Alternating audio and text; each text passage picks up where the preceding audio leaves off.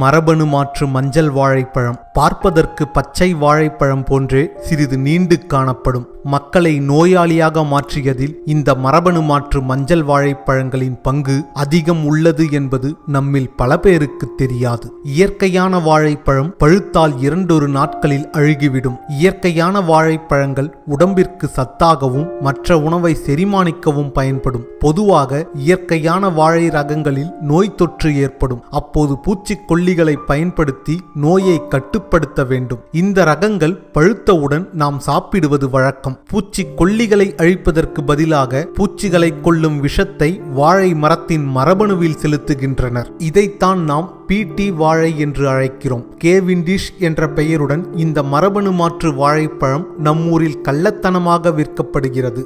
இப்பழங்களில் விஷத்தன்மை மிக அதிகமாக இருப்பதால் அமெரிக்காவில் இந்த வாழைப்பழம் பயிரிடவோ விற்கவோ அனுமதிக்கப்படவில்லை. இந்தியாவில் சர்வதேச கம்பெனிகள் இந்திய நிறுவனங்களின் துணையுடன் கள்ளத்தனமாக இவ்வகை மரபணு மாற்று கேவிண்டிஷ் வாழைப்பழத்தை பயிரிடவும் விற்பனை செய்யவும் ஆரம்பித்து விட்டனர். இந்த கேவிண்டிஷ் மரபணு மாற்று மஞ்சள் வாழைப்பழம் பெங்களூரு வாழைப்பழம் என்ற பெயரில் சென்னை உட்பட தமிழகம் முழுவதும் விற்கப்படுகிறது.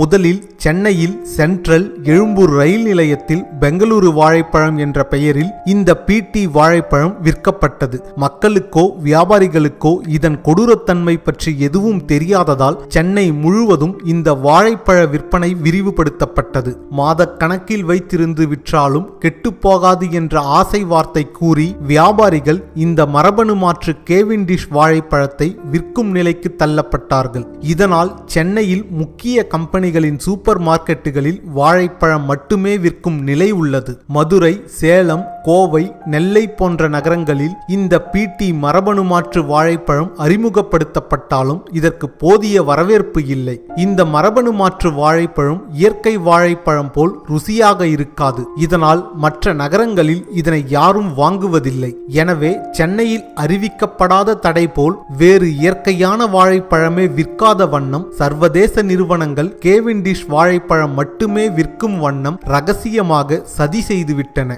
இதற்கு கார்ப்பரேட் கம்பெனிகள் பெரிதும் உதவியாக உள்ளன. PT கத்திரிக்காய்க்கே இன்னும் இந்திய அரசு முழுமையான அனுமதி வழங்கவில்லை. PT ரக மரபணு காய்கறி பழங்கள் உயிரை மெல்ல மெல்ல கொல்லும் விஷமாகும். ஒரு முறை மட்டும் காய்த்து கனியாகும். செயற்கையாக மலட்டுத்தன்மை ஆக்கப்பட்ட மரபணு மாற்று காய்கறி பழங்களை தொடர்ந்து சாப்பிட்டால் மலட்டுத்தன்மை ஏற்படுவதோடு கேன்சர், செரிமான கோளாறு, தோல் நோய், சிறுநீரக நோய்கள், அலர்ஜி போன்றவை உண்டாகும். இந்நிலையில் இந்திய அரசிடமோ விவசாய துறையிடமோ பல்கலைக்கழகங்கள் ஆராய்ச்சி சாலைகளிலோ எந்தவித அனுமதியும் பெறாமல் கேவிண்டிஷ் வாழைப்பழத்தை பெங்களூரு வாழைப்பழம் என்ற பெயரால் விற்பனை செய்யப்படுகிறது. இவ்வகை PT ரக மரபணு மாற்று வாழையை தொடர்ந்து தோட்டத்தில் பயிர் செய்தால் அந்த நிலத்தில் உள்ள நன்மை செய்யும் புழு, பூச்சிகள், பாக்டீரியாக்கள் மொத்தமாக அழிக்கப்பட்டு அந்த நிலம் எந்த பயிரும் வைக்க முடியாத பாலை வனமாக மாறிவிடும். அதனை உண்ணும் மனித குலமும் பல நோய்களுக்கு